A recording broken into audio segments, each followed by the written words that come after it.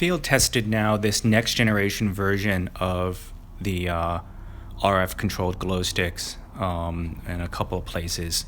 And so here's an overview of kind of the next generation. Each component has been redesigned, although the basic functioning is the same.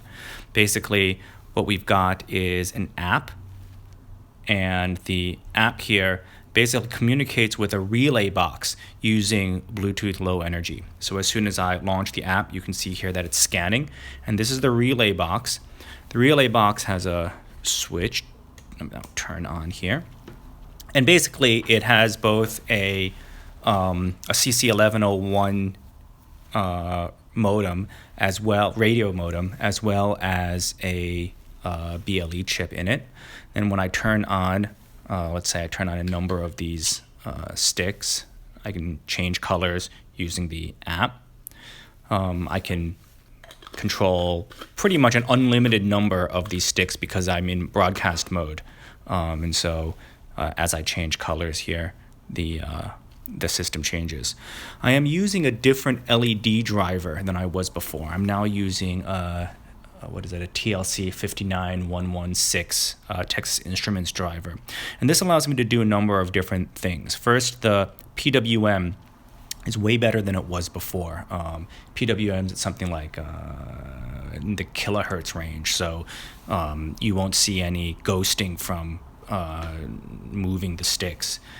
It also has current control on the driver itself, and so I can actually, in PWM mode, where I can go from 0 to 255 on brightness, but I can also control the current output based upon an internal tuning parameter, number of milliamps per channel. So this gives me a lot of range between, say, a minimum where perhaps you are in a stage that has a screen in it that you don't want to overwhelm in brightness, dim, normal, and then kind of an overdrive, which overdrives the current beyond the normal limits of the chip.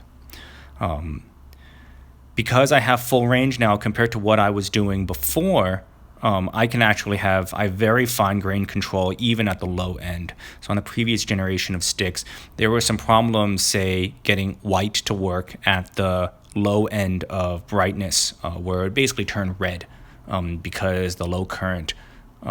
Now I can run white in pretty much every current mode, and with the dimness here, without having to worry about any problems where, as at the low end, the PWM frequency becomes too low. Rather, everything is always in the kilohertz range. There's also some enhancements now that I do have a full range of brightness possible. I can do things like app-controlled fading. And so if I change this here, I can fade between different colors. Let me reduce the brightness here. It might not be super obvious given the level of difference here. I might have to, let's see here. Let me change the, you might be able to see this a little bit better now that I've changed the exposure settings, or perhaps more dramatic, I can actually do multicolor transition, so it'll transition between several different colors. And all of this fading action, these buttons, are actually all controlled within the JavaScript of the app here. I'm using the Ionic framework. So I don't need to flash the firmware of anything whenever I add more color sequences. It also means that the quality of the fading does diminish if the phone is too far away from the relay box, because now I'm sending quite a lot of data from the phone to the box over Bluetooth. And if the phone gets too far away, then the frequency of refresh will go down. This shouldn't be a problem typically, because the point of this relay box is that the phone should be close to the box, and then the box has a longer range to control the multiple sticks. So I'll leave these here now, and I put the app aside. And let's take a look at the actual construction of the of the different components and how they vary from what I may have had what I may have had before. So there's everything here, although functionally similar, and actually the control box is compatible with the old version, has been redesigned. So first I have a pretty good box here. It's square. I have a clip here attached so that you can clip this onto a belt. And so here's a kind of a belt clip, and that works pretty well. And then kind of the antenna sticks out here, and the antenna sticks out in a reasonably logical point. The button is accessible. Also, something that you won't necessarily notice just from looking at it, the box actually turns on reliably. There was some problem in the old version that resulted in the box not being able to turn on reliably, particularly in high humidity. And here, don't have any problems. Now, when we look at the internal components, fundamentally now, the components are the same, right? There is the RF modem, power amplifier, regulator, and a Bluetooth device. But my distribution of components is different. Previously, I was using the Texas Instruments CC 1101, 1190 proto board that had the radio modem and the power amplifier on the same board, and then connecting to that with an Arduino Nano and a separate Bluetooth device. Now I'm using the PanStamp long distance board, which now integrates the Arduino, the CC11 and the CC1101, which is on the PanStamp itself, which is this little board you see here, and then the bigger board, the long distance carrier board, has the power amplifier and then the antenna sticking out of it. Got the standard pull loop regulator that I like using. Here's the new version of the SPI version of the Adafruit Bluefruit device, and then now supplying power is an 18650. Now the 18650 is a dramatic upgrade in power capacity compared to the lithium-ion 9 volts that I was using before. The power density in these is just tremendously bigger, but they do require charging. And so what I have integrated here is a charging board, and the charging board, I got it from JCon, and it has a USB output here, but this USB is not for data. It's only for charging. And all of these are placed onto a proto board. This proto board is glued down, so unfortunately I can't show you all of the details, but essentially this is a Arduino-sized, a full-sized Arduino, an Uno-sized proto board, and it has the same standoffs as an Uno. And so this box, whose CAD design is on Onshape, has standoffs on it that have the position of a Uno. Now, of course, the cutouts here for the buttons and for the charger, these things, right, obviously are not like an Uno. I do also have, if I turn this off for a moment, these boards are on pins. So the only way for me to program this right now is to stick this into the chip programmer, which I have over here, right? And so in order to program it, I've got to stick it onto the chip programmer, and then this end is USB, and this will program the chip. This is less than ideal because there's a limited number of on-offs that these are. And I mean, these are nice. These are machined pin headers. They're not the standard, not the cheapest headers, but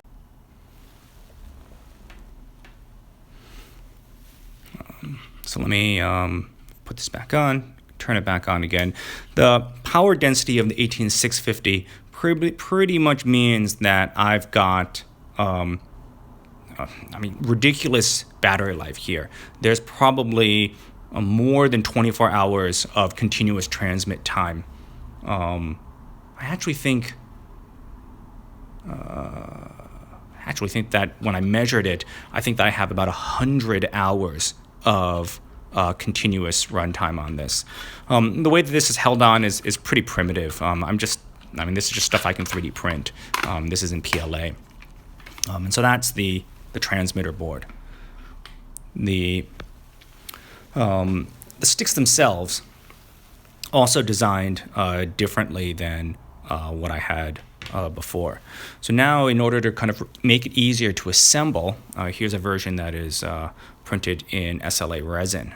This is how I originally wanted them printed, but I'll talk about the strength issues later. And essentially, there's a bunch of internal threads here, and there's one internal thread for me to thread on the diffuser on one end, and there's a cap here that I'll show you as I disassemble this particular one here. So there is a sealer at this end that's threaded, and there's kind of two little dimples here for me to grab onto.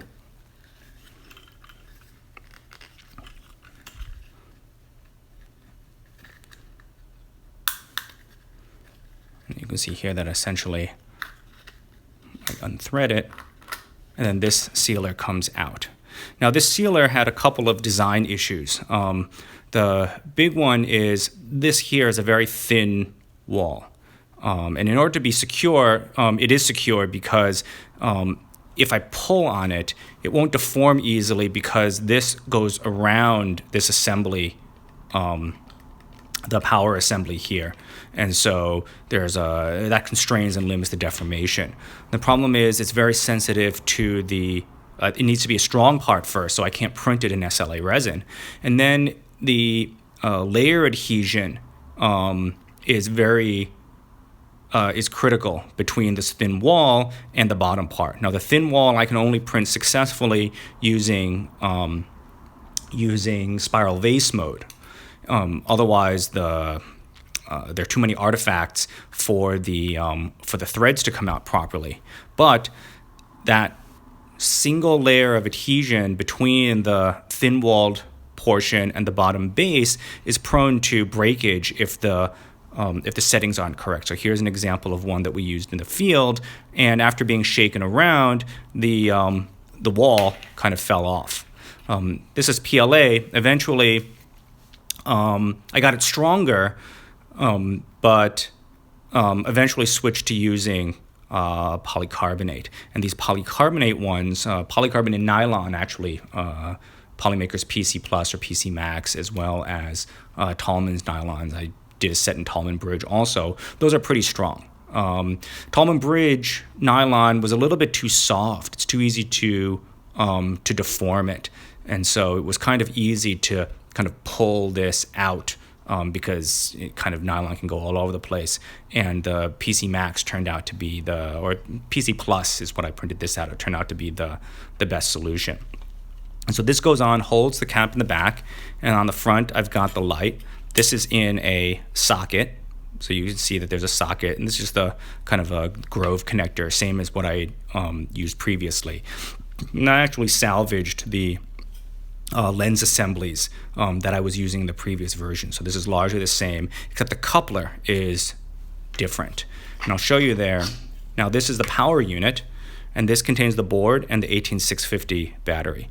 And the size of this internal assembly is purely constrained by the size of the 18650. So you'll see that the board pretty much is the same size as the 18650 battery holder.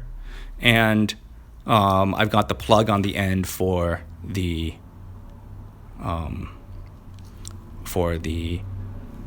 LED. And then if I turn this on, right, it's going to do the same thing as the other sticks are doing right now. On this board, I've got power switch and a control button. This is the new LED driver underneath this heatsink here, which is way better than using the the Darlington array with or the shift register thing that I was doing previously. This is way better. I do, however, need now 2 regulators. One for the 3.3 volt here, and then one that goes up to about 4.2 volts. Previously, I was able to run the whole thing at about 3.7 volts, which undervoltaged the shift register-based driver a bit, and clocked the Arduino component a little bit. But that doesn't work here. In order for me to get, especially my simulated ultra orange mode and the overdrive modes, I need to drive this at drive the LEDs or supply input to the driver at 4.2 volts or higher, and that's just too high for the radio modem and the Atmel chip here. So I've got to have 2 here, one at 3.3 volts and the other one at 4.2 volts. Sitting underneath this regulator is the PanStamp 2.0 AVR version. And that's just underneath this. It's very compact, and everything pretty much is smaller than the battery holder. On the back end here, I've managed to fit on 2 connectors. So one connector here is the battery, and this is how I also charge it. And the other connector is a compact 6-pin connector, and this allows me to program the board using the PanStamp programmer. The PanStamp programmer I've soldered on the matching connector for this onto the appropriate pins, so that when I want to program, I can just plug this in. I don't even need to disassemble anything. It's hardly necessary to disassemble this. On the top end, you'll see that on this part, right, there is the threaded cylinder here for the diffuser, and then there's a taper here, and that taper matches the taper on this coupler here. So this whole thing sits in, and then it's held down actually by the edge of this, by the edge of the diffuser to clamp it in place. And then you can see here that it's held in place. It's not shaking around, right? I've got even nothing holding it on the back end side. There's no pressure from this component, but this is held in place purely because of the taper and then the pressure from the top pushing down on that coupler. And these couplers here then are easy to print out. They're really small. They're not the complicated components like this that then, because they're held on through this tab thing, subject the whole connector here to bending forces. And so this whole construction here is first way easier to put together and also way stronger. So putting this back together again, I basically have to align this so that this is up on top, and then I have to plug this in. To do that, I actually straighten this out a little bit, and then whoops.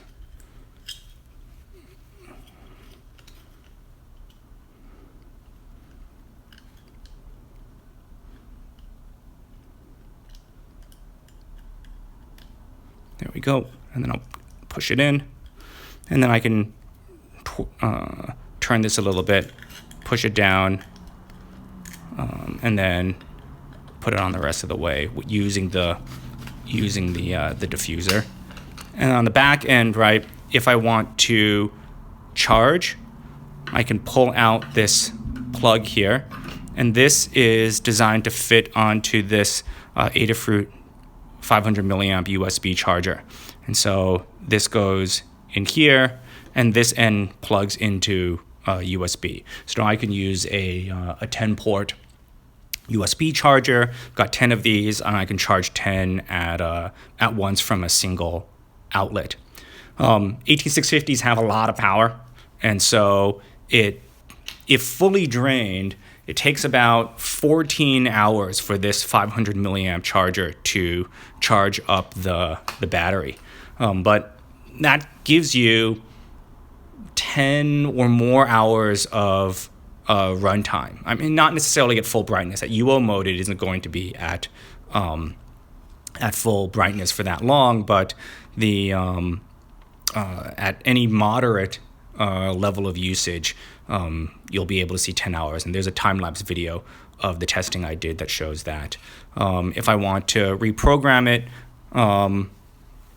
right, this end goes into the computer, and this end easily just plugs in over here, and then I can program this using Arduino IDE.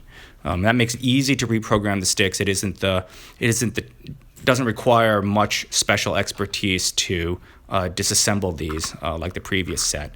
And then the thread goes on pretty easily. Goes in like that, and then there's this hole here for the lanyard. This whole thing now is pretty strong.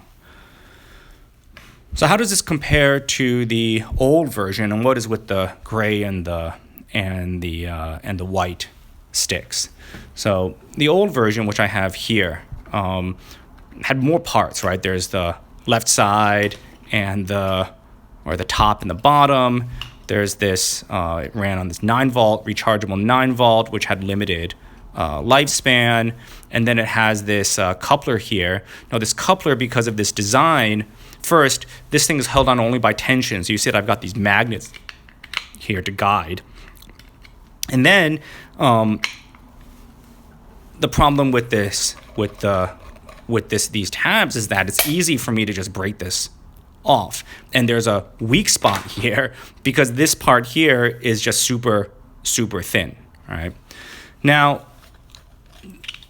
which is not to say that this is the ultimate design either, because this has some weaknesses as well. Because this is a tube, and while there is something that goes into it, if I'm grabbing onto this, I can crush this with my hands, right? Because this material is not that super strong, right? And similarly, if I were to screw this on, now it's easier to print this because, I just stick it on a 3D printer, the whole thing comes out, but I might not be able to get the leverage now they broke the bottom off, right? But if you're tapping this, right, eventually you'll break something. And where it usually breaks is there's a weak spot right here because of the cutout, and eventually it does break off. And so this material, while it's really fast to print these, I can print 3 of these at once, and they come right off the printer with some really good surface finish, and I don't have to worry about calibration or anything like that. This material just isn't strong enough. And so eventually I just basically sat down and went to the effort of getting the settings on my filament printer good enough to print this out using Polymaker's polycarbonate. And once you get the temperature and settings right, it's not a very challenging print. It prints on the bed pretty much like this, stood up, and it just builds up from the bottom to top. And so long as you don't, it doesn't warp during the print, and I don't even have an enclosure, and it worked just fine.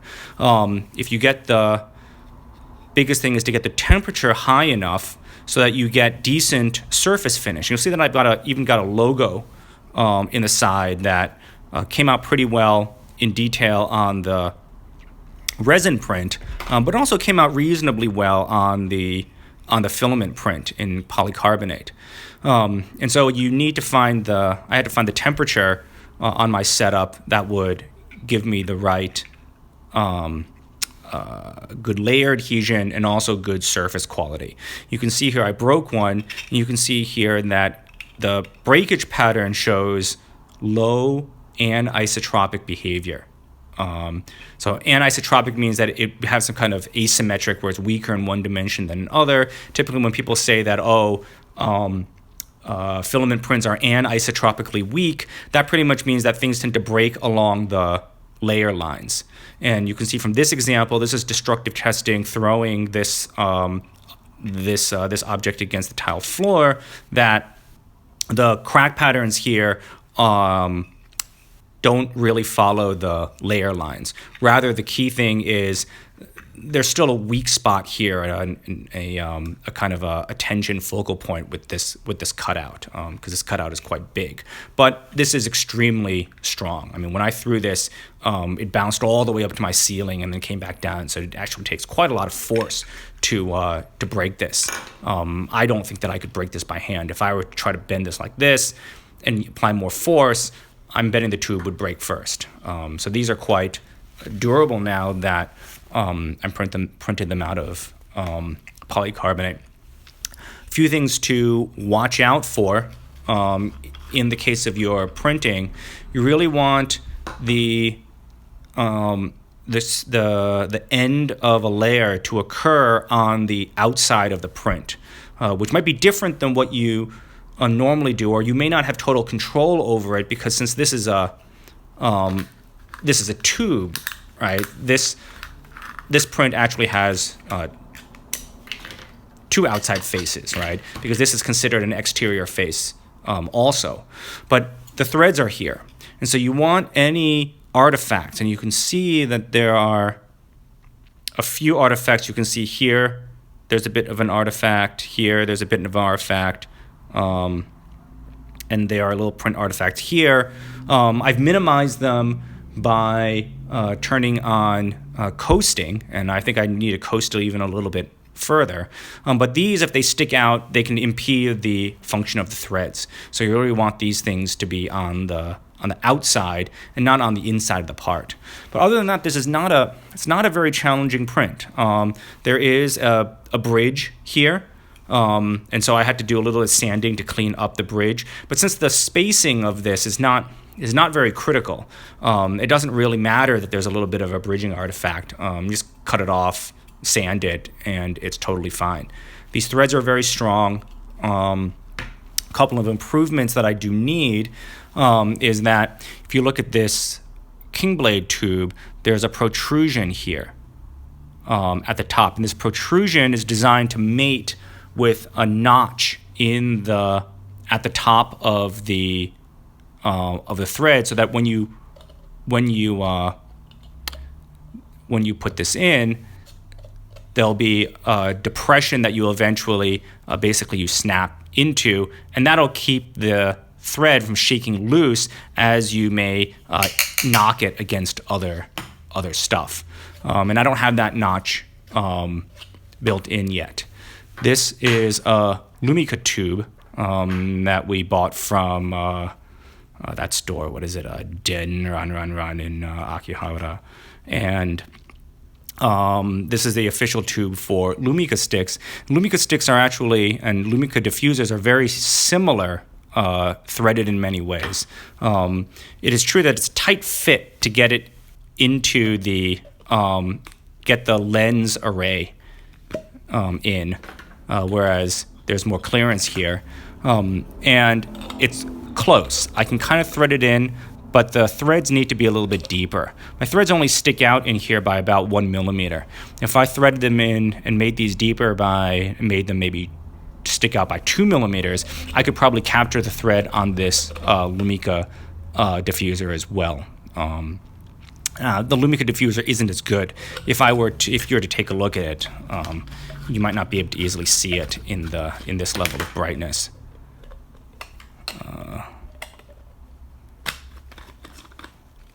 But you can see here that, let's change the exposure a little bit.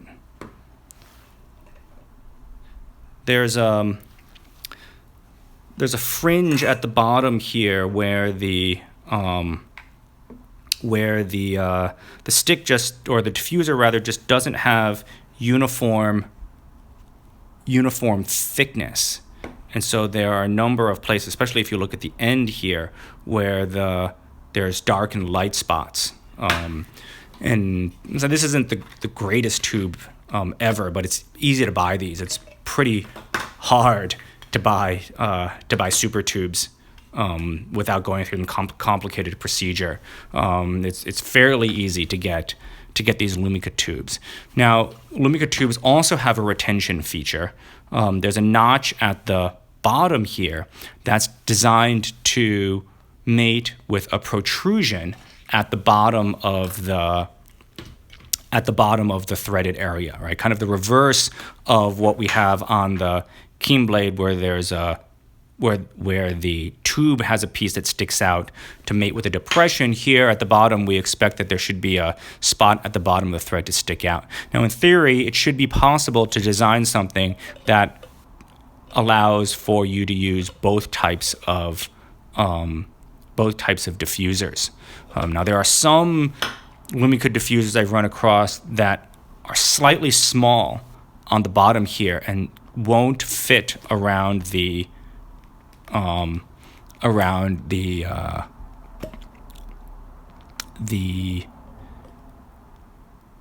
LED. Whoops. Yes, this is not super strong. Won't fit around the LED lens, so it's a toss-up. But for these, at least, it should work. It should work fine. The biggest problem actually in field testing these is RF interference at a given location. If you're in a not densely populated area, ordinary area, the range on these is quite good. But because we are in this kind of like a 915 or 868 megahertz zone, there can be interference from other stuff, and that can severely limit the range. It's possible to work around it by doing a site survey and then modifying things, but the problem is changing the frequencies on these requires reflashing everything. I have to reflash this and reflash every stick, so it's kind of annoying. I want to switch to a frequency hopping spread spectrum in order to try to mitigate interference on any one channel. Another issue is the refresh rate between the app and the box in order to perform dimming. Right now, in order to get range, I've reduced the communication rate of these down to 4800 baud, and that's pretty slow. That means that I can only refresh in about a tenth of a second. So I can only refresh at a 10 frames per second dimming rate rather than a 30 frames per second, which would be ideal. I have to do some experiments to see if I switch to a frequency hopping spread spectrum, if that would allow me to then get comparable range at faster baud rates, because then I could retransmit the signal multiple times. So for instance, if I were to be able to send a signal in 10 milliseconds, I'd be able to send 100 updates per second, right? 10 times faster than what I can do now. And that means that I could retransmit a lot over multiple frequencies and still get over 30 frames per second. But that's something that I'm going to have to try out. Anyway, that's gone on for quite a bit of time. So this is where the project is at. Quite usable, and all of these components are available on GitHub. Additionally,